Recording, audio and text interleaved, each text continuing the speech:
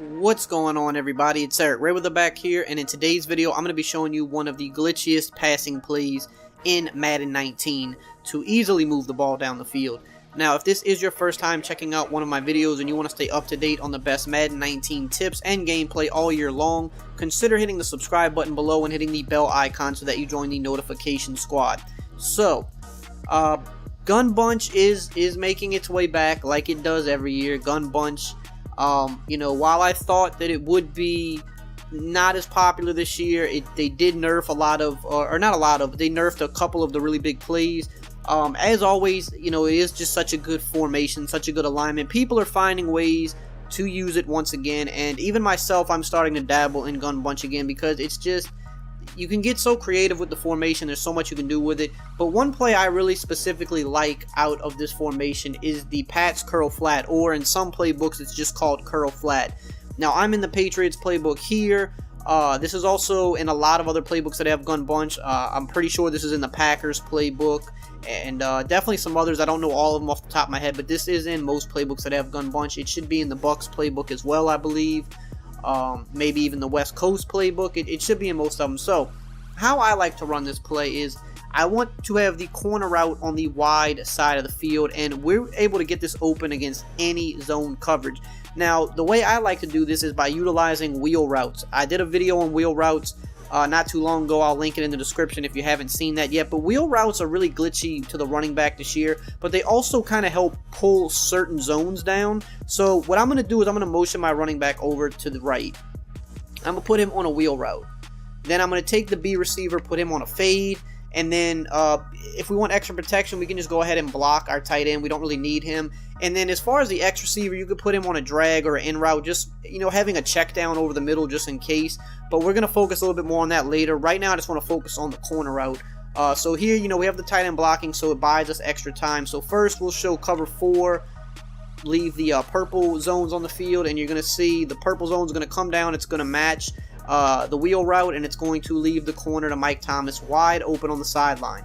Now, you're saying, well, what if you put cloud flats on the field? Okay, so we'll do a cover 4 with cloud flats. Now, normally, this type of thing, would drop back and defend the corner, but this corner route is so deep that the zones kind of don't pay it much mind. It's going to drop down again and worry about the wheel route, and again, wide open on the sideline for Mike Thomas for a huge gain. So now let's switch up to a cover 3. We're going to do the same thing. And of course, if they shade their defense underneath, the corner route is going to get wide open as well, because if they shade it underneath, that just means that they're going to, the underneath zones are going to just jump down on the wheel route even quicker. So I'm not going to show that because that's just kind of a given. So here, again, you can see a cover 3. We're leaving the purples, and we just got completely, they didn't even block that guy. He literally just walked into the backfield. So that was a no-go there. So we will run it again. That's really crazy. They just literally let him walk into the backfield. Didn't even try to put a hand on him.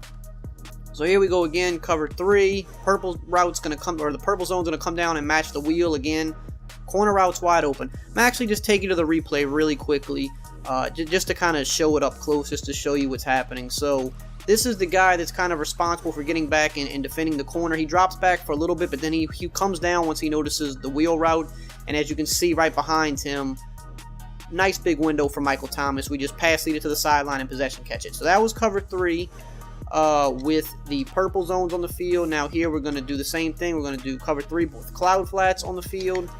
And we're going to do the same little route combo. I'm not putting the X receiver on his check down right now because we're just focusing on the corner route and the effectiveness of that.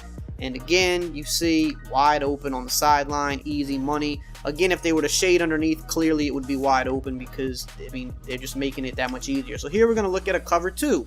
Cloud flat cover 2. You would think, okay, well, the cloud flat by the cornerback is surely going to get down there and defend it, but he's going to do the same thing. He is going to jump down, and we got block shedded, but you could see Michael Thomas was running wide open. So we'll run it again, though, just to be thorough. But, this is practice mode, so go ahead and just spy another guy here just so I don't get caught up having to do this a million times, because in practice mode it's like the defensive line's on a timer and they just get the ball. They just block shit at the same time every single time.